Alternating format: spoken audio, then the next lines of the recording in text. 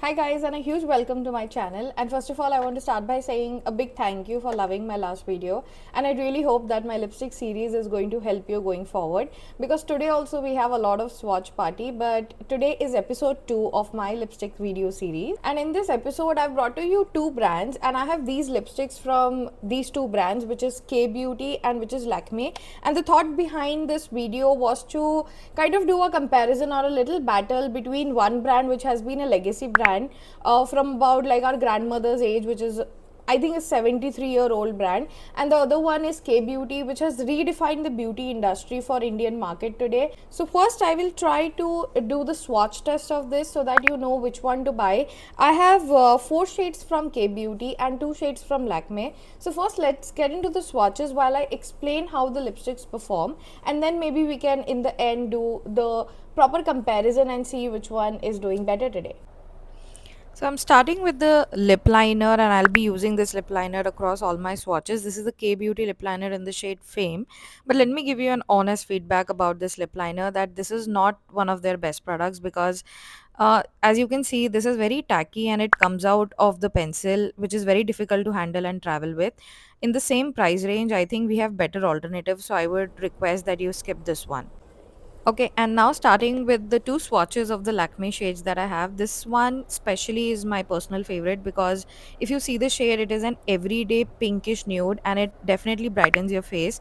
The formula is very creamy and pigmented. So if you really want to invest in a good pink lipstick, I'd highly recommend that you do this. This is having a matte finish, by the way. This shade, however, is from their classic 9 to 5 range, and it is more warmer and richer, and it gives more life to my face. I normally don't look out much for the orange or terracotta shades, but this one definitely gets me because of the formula also, which looks very luxury because it has a satin formula. Hence, I really love this shade on me, and I think it is very festive wear.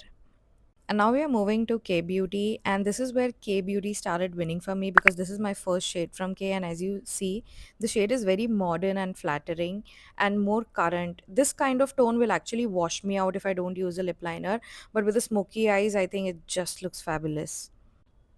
And this one from their Hydra Crème range, I think everyone would agree that it was one of the most talked about and hyped products when it was launched. But I didn't fall for it until I actually walked up to the Nykaa store and I randomly tried this shade.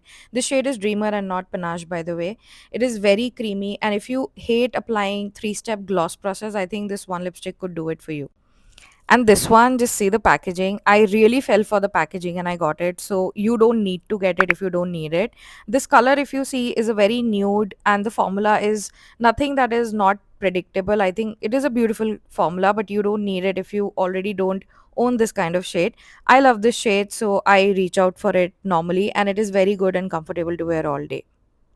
And this one is Belong from their liquid matte range. It has a very strong pigment, it has a fuller coverage, and it is more long wear energy. However, though, can feel a little drying, so I would request you apply a lip balm before applying it so that it doesn't dry out your lips sooner.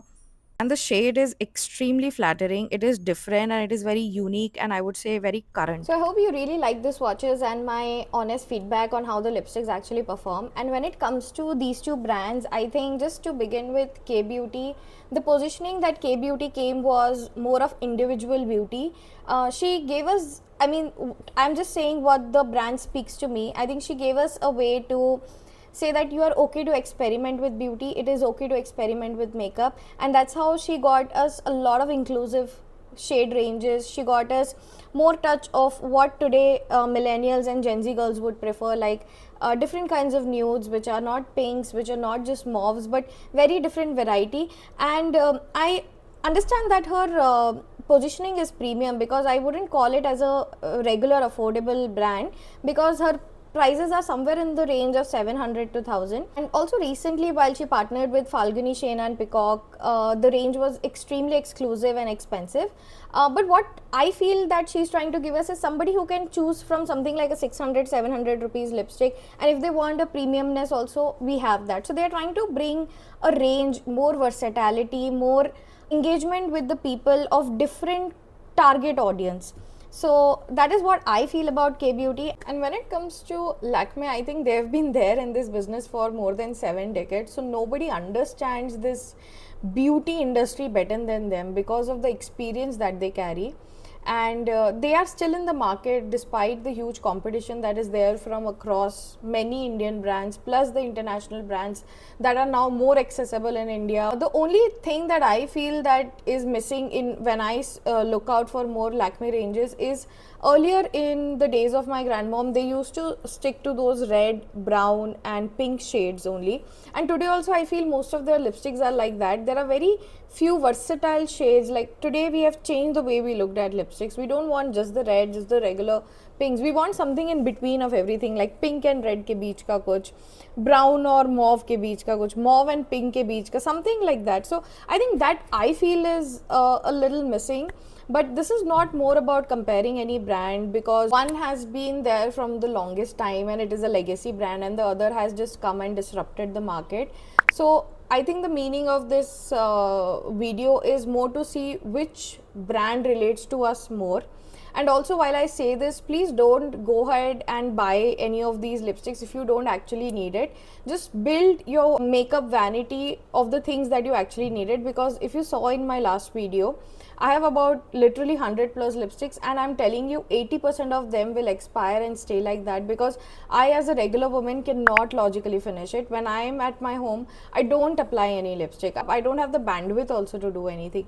So just pick and choose if it is actually really suiting you.